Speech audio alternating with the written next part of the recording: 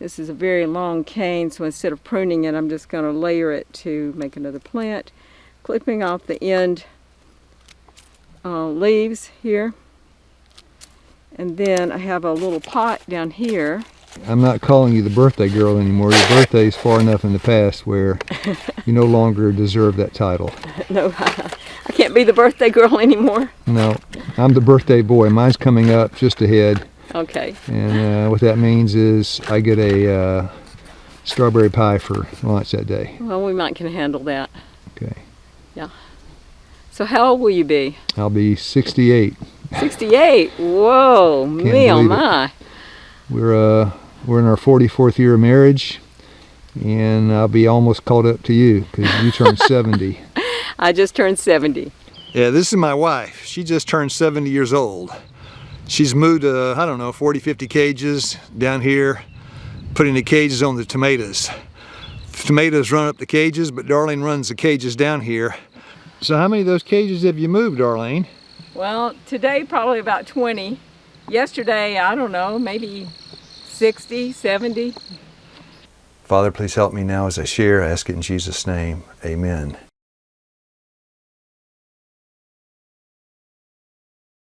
Here's a nice little tomato, right? Cherry tomato. We're harvesting tomatoes. It's kind of small, kind of sweet. Tastes good. Here's one that's aroma. It's a little bigger, but it's just as sweet. Tastes just as good. But here's an Amish paste tomato. This is quite a tomato. Some tomatoes are small, some tomatoes are large. God has tools in his toolbox. But in Hebrews 11 verse 10, it says Abraham looked for a city whose builder and maker is God. God is a builder, a lot of different tools in his toolbox. But dear friends, the tools may get old, but the builder never does.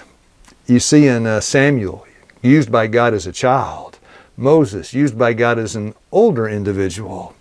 God doesn't change, he uses people. So I don't think of a lot about getting old, though. I don't think we need to think about things like that. People start worrying about getting old, and then they start thinking they can't do anything.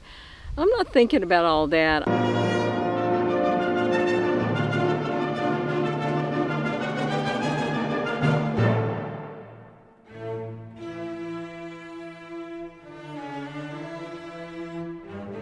Darlene, today our gym work is out in the hayfield. We've got a big hay ring here full of old hay. Darlene's job this morning is to take it, put it in the truck, then we go home to the garden and we feed the plants. It's going to be a real taste treat for the plants. Corn says I'm hungry, peppers say I'm hungry, tomatoes want a snack, and here it is, hay that's been composting there for years. We're picking it up, taking it back to the garden. No gym work tonight. The work is done here in the hayfield. In Matthew 6:34, it says, "Take no thought for tomorrow, for tomorrow shall take thought for the things of itself. Sufficient unto the day is the evil thereof." You know, that includes thoughts about getting old. Don't need to think about what's coming down the road because the builder has charge of my future, and that gives me security. I'm not thinking about all that. I eat a good healthy diet, live a good lifestyle, not on any medications. I feel great. In the mornings I walk 3 miles, and part of that I run, helps prevent osteoporosis. And I work in the garden most of the day, except when it's 95 out in the middle of the day. It's been pretty hot lately. Yeah. But I go in a little bit in the middle of the day. In Ecclesiastes 9 verse 11, it says, "The race is not to the swift, the battle is not to the strong." It's not your strength, it's God's strength. Zechariah 4 verse 6, "Not by might," right? "Not by might, not by power, but by my spirit, thus saith the Lord." You know, everything hinges on God, not us. We're weak, but he's strong. 2 Corinthians 3:5, "My sufficiency is of God." This is the kind of race I want to run in. This is the kind of race you can't lose.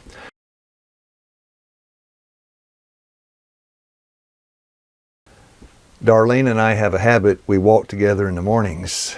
And as we go out on our walk, I pass by this little plum tree, you know, and it looks just, it's half dead. I thought there'll never be a plum on that tree. It's so old and gnarled and it just looked diseased.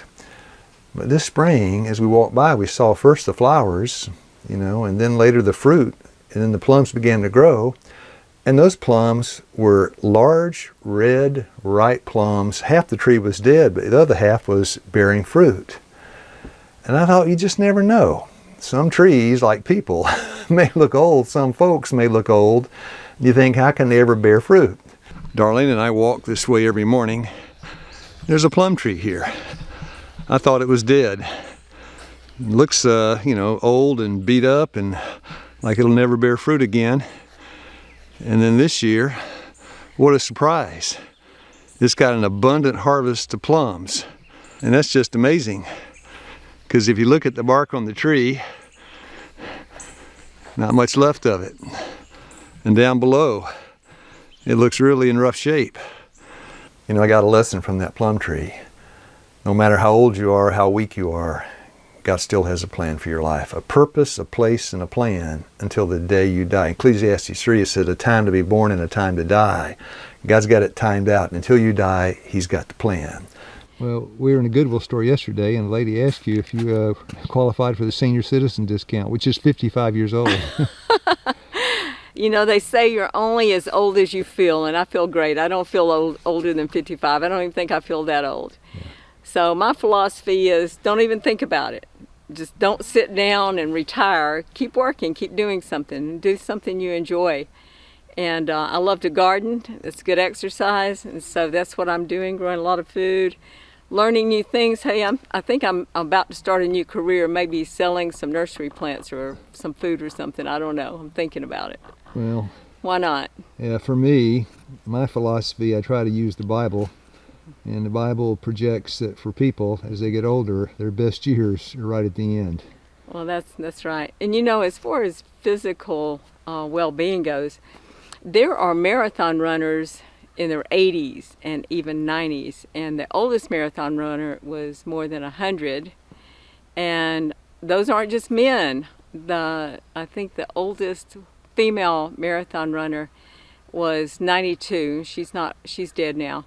But she ran it in 7.5 hours. Now, I don't know if I could do it in 7.5 hours. I'm a lot younger than 92. But you know, the key is just to keep going, do what you enjoy, and don't even think about sitting down and getting old. The more you move, the healthier you'll feel.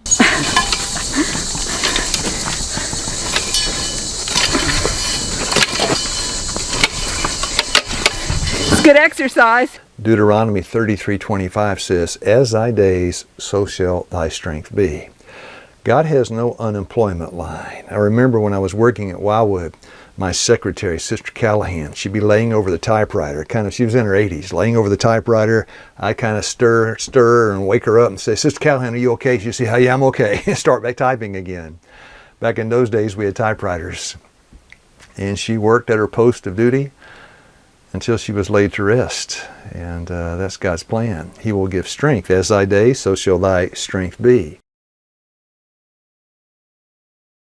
I look back at my experience, my friendship with Elder W.D. Frazee, Pastor Frazee. He was, when he died, 90 years old. I helped with his care 3 years previous to his death. And somebody may have thought, well, he's very old, he can't talk, he's crippled up, he's in the bed. But you know, friends, I can tell you firsthand, God sent me up there to get some help from that man. And that man, in his last years, he took me on. I was his last patient, and he was my first, helping with his health care. That was all foreign to me. I've been living in the city and doing things. I didn't ever taking care of anybody. But God sent me up there for that man to give me some help, and he did. And so I see even 87, 88, 89, 90 years old, God still has a plan. He has a work for you in your life. And you know, in God's plan, the last years can be your best years. But we've got this like phobia against age. I don't know, in America, it's kind of almost, you're like a second-class citizen when you get older.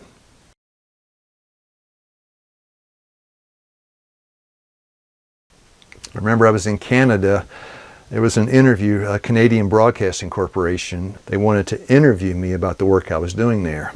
So the lady that was doing the interview, her name was Lucy Burke. Nice lady, asking questions about the work and the ministry there. And as Lucy was interviewing me, she asked me about my wife. I thought she said, "How old is your wife?" But I think she said, "How is your wife?" How is your wife now? How old is my wife? How is she now? How is she? My 60-year-old wife is doing just great, and I'm 58. And she's missing me. I talked to her this morning, and I told her about the weather. Darlene said, I wish I were there with you. I said, no, you don't, because you have never seen cold like this, and I hear it's not even winter yet. And I said, my wife's doing fine, and she's 60 years old. Now, when I said that, over my shoulder, in the back of the room, there was a lady from America, and she gasped when I said my wife was 60 years old. Lucy kind of glanced at her, and when the interview was over, the lady told me, the American told me, that you had just announced to all of Canada the age of your wife. And Lucy asked me, she says, is that a problem? And I said, well, people don't like to tell their age in America. And Lucy, who was one of the native people up there in Iqaluit, up there in the Arctic Circle, she said, well, you know, here, every time we have a birthday, we broadcast it. We are thankful as we get older. It's not a disgraceful thing to age up there in that part of Canada. It's something to celebrate. And I thought, yeah, they're ahead of us there. And it was a real blessing. You know, sometimes we get kind of discouraged because we see our physical health is not what it used to be. In fact, they even have a name for that, the midlife crisis, right? You get to a point, and I don't know exactly when midlife is, but you get to a point and you see, you know, I'm not quite as strong as I used to be. Their physical strength is waning. They no longer have the energy that they used to have. Maybe they're getting a few wrinkles and the hair's turning a little gray, and they think their best days are in the past. Well, that's not what the Bible teaches. It never has been based on our ability. It's based on His ability. And in Zechariah 4:6, though we may be physically weaker, success does not depend upon our strength. In Zechariah 4:6, not by might nor by power, saith the Lord, but by my Spirit. So yeah, it's true. I may not have the strength I had back then, but success in ministry does not hinge on my strength. You know, in fact, getting older changed some of my plans. I had planned to walk the Appalachian Trail, and that's a trail that goes from Georgia up to Maine. It takes about 6 months. I had planned to walk that trail. And as there came a point in my life, I realized I'm not going to do it. I don't think I would be able to walk 6 months of strenuous hiking. I don't think I could do it. But you know, although age changed my plan, it did not change God's plan for me. He sees the future. Malachi 3:6, I am the Lord, I change not. So I read that verse in Ecclesiastes 9 verse 11, the race is not to the swift, the battle is not to the strong. Not as strong as they used to be, not as fast as I used to be. But the race does not depend upon my speed or my strength. It depends on the master builder, Christ. You know, age is a great blessing in that we make so many mistakes. Like for me, my hair is gray. That's evidence that I'm getting older, and that tells you I've made a whole lot of mistakes. But if, dear friends, we can learn from our mistakes, then we turn that curse into a blessing. I had a secretary, Mrs. Callahan. She was in Africa teaching accounting to her students, and they would come to her and they say, look, I can't figure out what I did wrong. You know, if the numbers don't match up. And Sister Callahan would say, you know, very quickly, look, this is what you did wrong. She'd tell them the answer. And they would say, how in the world do you spot it so fast? And she said, I made that mistake 1,000 times before. Even we're building a house down here. And I worked 7 hours a couple weeks ago, but 2 hours was undoing a mistake. So, you know, but I learned something. I hope that's a mistake I won't make again. So it was a real blessing in getting some years under your belt, and you get an experience, and it can help you and help others too. Because as you share with them, they don't have to make the same mistakes that you made. They can benefit and be blessed by the interaction of the young and the old together. You know, even in the marriage union, you know, Christ says, Ephesians 5:25, husbands, love your wives as Christ loved the church. When Christ loves the church, you know, He doesn't make mistakes. He doesn't need experience. He has all the answers. But when Darlene and I got married, you know, it seemed like just every day it was a string of mistakes. But I learned some painful lessons. I got an experience. And as the years have passed by, the lessons I've learned, the lessons Darlene's learned, it's helped us in our marriage. And, I love to watch things grow. I love to garden. This is like the most exciting thing. I gained a love for gardening when I was, when we moved to the country, maybe I was 27. And I got some books, started planting, and I've been hooked ever since then. I just can't get enough of gardening. We've done a lot of other things, a lot of mission work that prevented me from gardening as much as I wanted to. But now that we have time, we are retired, so to speak. I think I'm busier than I ever was. But there's plenty of time to garden and grow food, and it's very exciting to me. I'm learning things I never had time to learn before. Yeah, I found out that retirement is not all it's cracked up to be. No. You know, the Lord, there's no unemployment line, and there's really no stage at which you retire. You work until you drop, but on God's plan, you can be strong, vigorous, healthy until the end comes. The Lord always has work for you to do. Yeah. So I'm planning to do it as long as I can.